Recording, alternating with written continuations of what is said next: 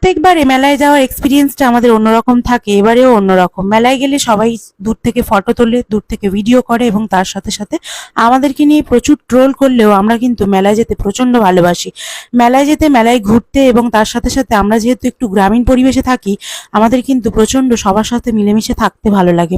কিন্তু কি করব বন্ধুরা, সবসময় ঘরবন্দি হয়ে থাকতে ভালো লাগে না এবং সবসময় আমরাও সবার সাথে আনন্দ করতে ভালোবাসি বলে মেলায় যেতে আমাদেরও খুবই ভালো লাগে। সেই জন্য আমি যতই যাই হোক না কেন, আজকেও দেখো রেডি হয়ে গেছি একটু মেলায় যাব বলে। না, এটা পয়লা বৈশাখের মেলা না, এটা ধামুয়ার মেলা। তোমাদেরকে আমি একটা শর্ট ভিডিওতে বলেছিলাম যে আমি ধামুয়ার মেলায় যাচ্ছি।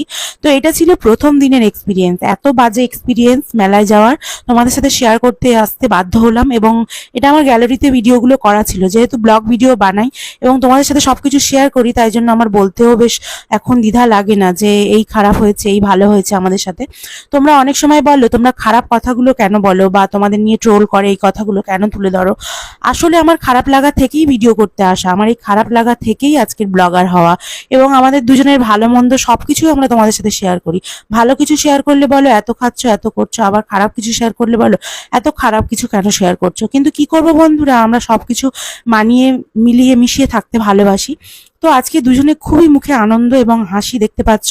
দুজন মিলে রেডি হয়ে গিয়েছি, সাদা ধপধপে একটা ওড়না নিয়েছি আর সাদা ধপধপে একটা পাটিয়ালি পরেছি, আর তার সাথে তোমাদের দাদাভাই সাদা গেঞ্জি আর নীল প্যান্ট পরেছে। আর আমার জামার কালারটা অন্যরকম, কিন্তু তবু একটু দুজনের মধ্যে ম্যাচিং রেখেছি এবং ভালো লাগছে দুজন মিলে এভাবে বেরোতে। তো আমাদের আশেপাশে গ্রামীণ মেলা, ধামুয়ার মেলা, প্রতি বছরই হয় এই মেলা এবং বিবিমা পুজো উপলক্ষে এই মেলাটা হয়। তো আমরা দুজনে বেরিয়ে পড়েছিলাম, এখানে আমার শাশুড়ি মা, যা, দেওর সবাই আছেন। আমরা মেলায় চলে এসেছি বন্ধুরা, কিন্তু এখানে মেলা এখনো যেতে পারিনি, কারণ আমার শাশুড়ি মা তো পায়ে হাঁটতে পারে না, শ্বশুরমশাইও এসেছিলেন, পায়ে প্রবলেম আছে। তো সেই জন্য এক জায়গায় মা বসেছিল এবং মাকে ছেড়ে আমরা কেউ যেতে পারছিলাম না। বাবা আর আমার জায়ের ছেলে একটুখানি গেছিল ওকে খেলনা তারপরে জিনিসপত্র কিনতে, পিঁড়ে কিনবে বলে বাবা একটু ঘুরছিল, খুঁজে পাইনি। তো তারপরে আমরা এখানে দাঁড়িয়ে দাঁড়িয়ে অনেকক্ষণ, প্রায় 1 ঘন্টার কাছাকাছি দাঁড়িয়ে আছি বন্ধুরা। তো দাঁড়িয়ে দাঁড়িয়ে ভাবছি মেলায় যাব, কিন্তু মাকে ছেড়ে যেতে পারছি না বলে এখানেই দাঁড়িয়ে ভিডিও বানিয়ে নিচ্ছি এবং আশপাশটা তোমাদের দেখিয়ে নিচ্ছি। কত সুন্দর লাইটিং দিয়ে সাজিয়েছিল, তার সাথে মেলার মধ্যে নানান অনুষ্ঠানের আয়োজন করেছিল। কিন্তু ঘটলো বিপত্তিটা এর পরেই, এত এত প্রবলেমে পড়ে যাব কিছুতেই বুঝতে পারিনি।